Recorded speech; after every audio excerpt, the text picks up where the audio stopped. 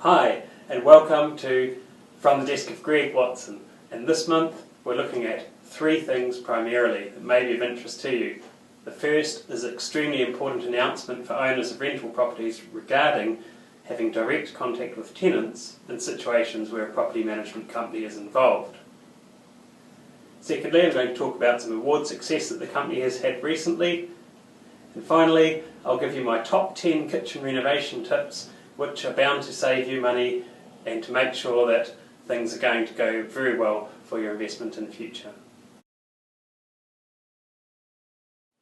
So many property owners employ property managers to give them a degree of separation from the tenant.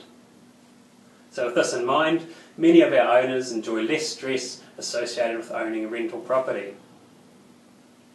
Sometimes work undertaken by the property managers can be undone by even the most well-meaning of owners.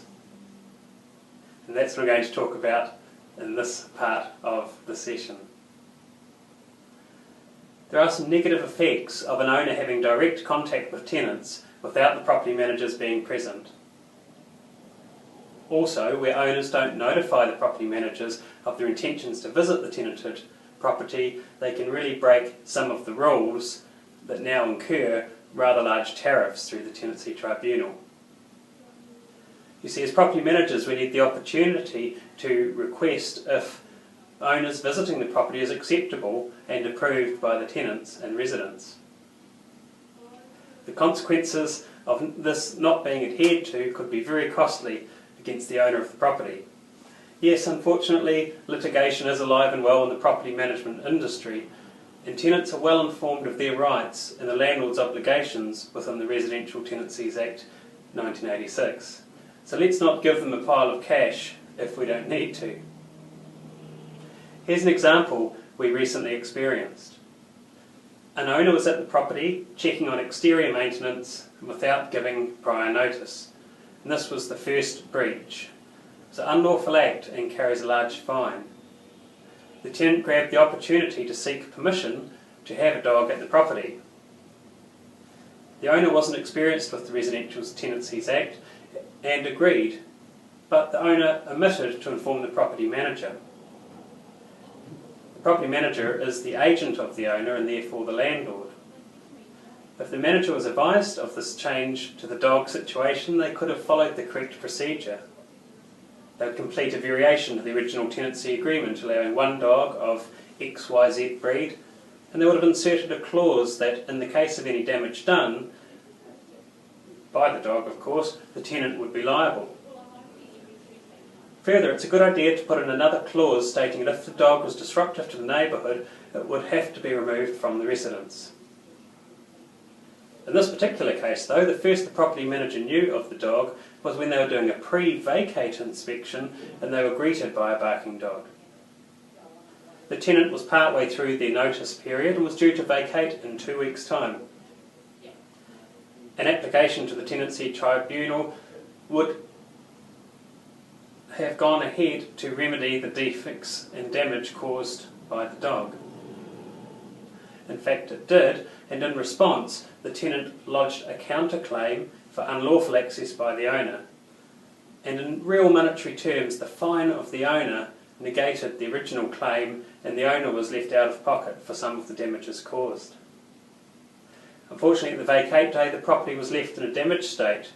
There were holes in the lawns, plants, ruins, soiled carpets that had to be replaced. The owner was upset and didn't understand that we could have managed the situation to everyone's satisfaction if we had been kept informed on the onset. We would have been in control of the situation with legal and correct documentation.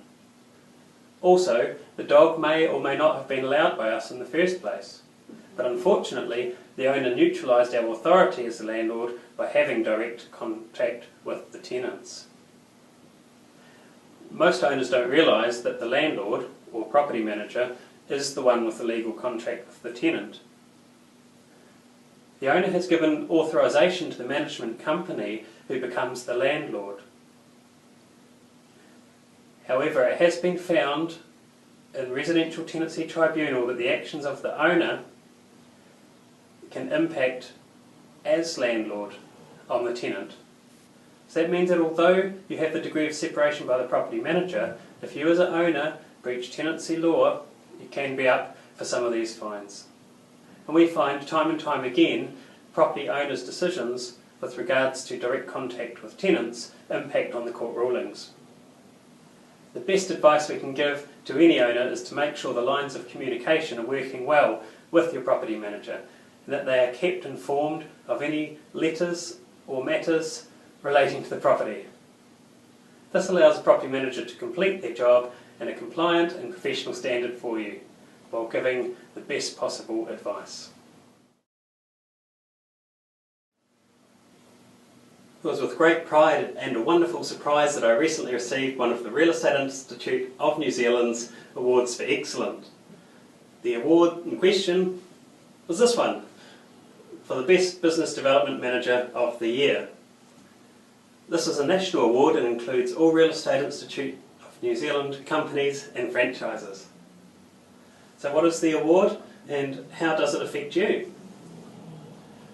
Well, the Business Development Award recognises innovation and improvements that help grow the business, as well as the results that come from helping people and looking after their properties.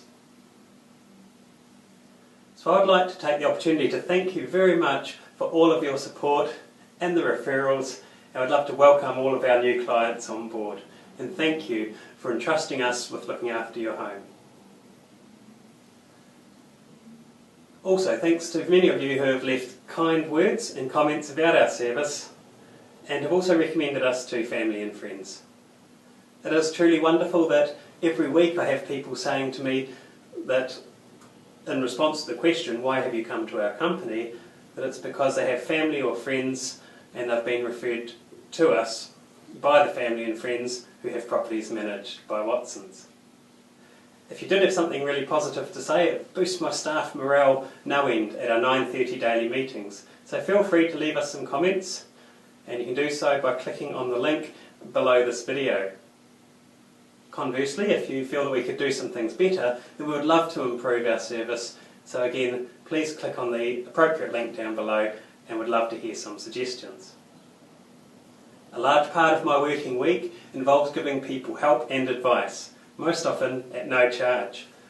I love updating rental amounts and giving advice for people, regardless of whether they use our property management service or not.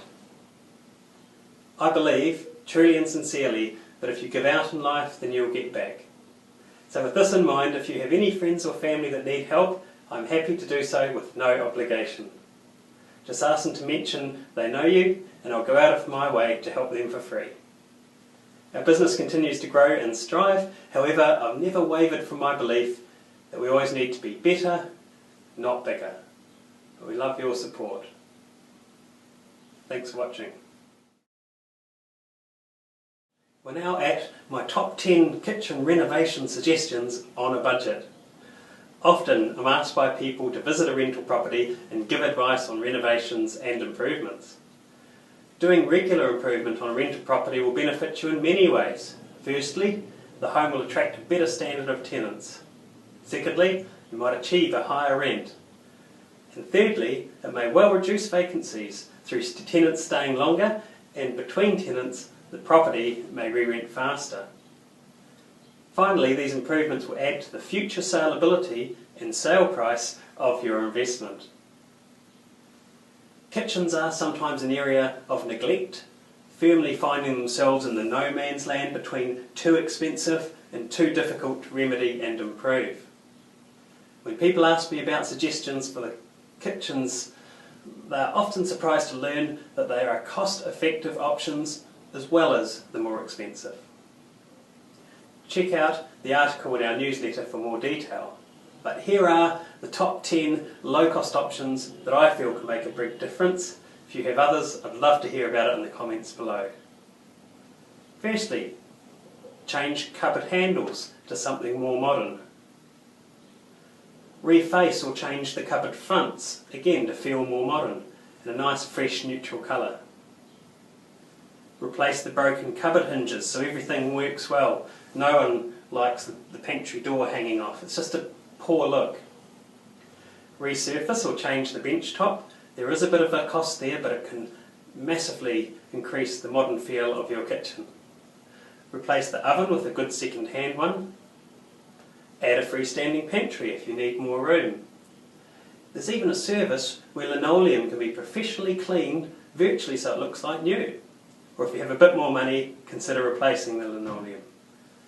Repaint walls in a modern colour, and that gives a feeling of light and space. Also consider adding a freestanding dishwasher if budget permits. And finally, if you've got damaged benches, you could add a few tiles to cover the holes in the bench, or a splashback for the oven. Prioritising can be based on your budget or on the expected financial benefits. I'm only for a phone call away, or send me an email if you'd like me to elaborate on any of the benefits and the top tips that I have mentioned today. Remember, I'm here to help. If you'd like me to visit your home or family and friends to give advice, please feel very comfortable. Thanks for watching.